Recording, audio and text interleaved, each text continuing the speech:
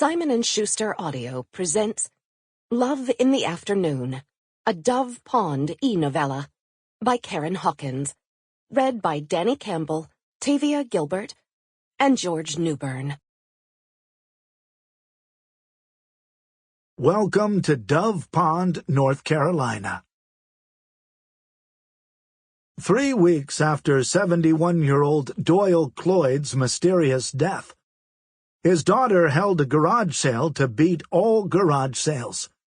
Doyle's friends and neighbors turned out in full force, anxious to glean any new information about the strange details of his passing that they might have missed in the course of their incessant whispering during both the funeral and wake. People came, they shopped for wonderful bargains, and they whispered even more.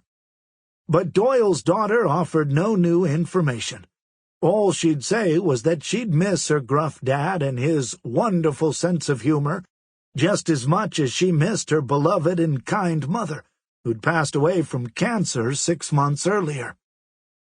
And so the people of Dove Pond returned home, their arms full of Doyle's things, their curiosity unquenched.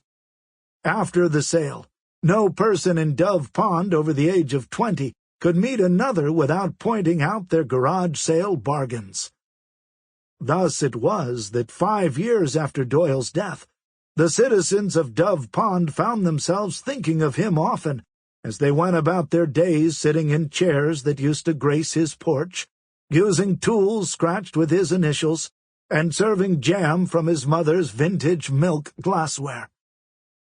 Doyle and his mysterious death were always at the forefront of the minds and hearts of the residents.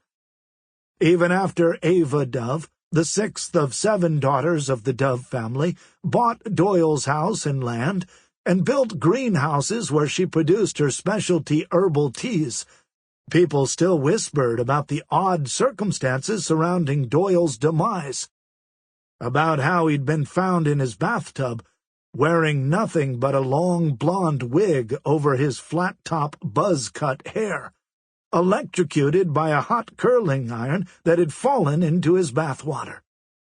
As Doyle had looked enough like John Wayne to be the actor's younger brother and had the same manly cowboy air, no one could picture Doyle wearing anything as ridiculous as a long, curly blonde wig.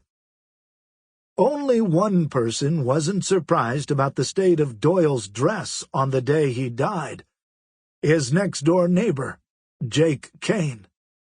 And Jake wasn't about to tell anyone. Sample complete.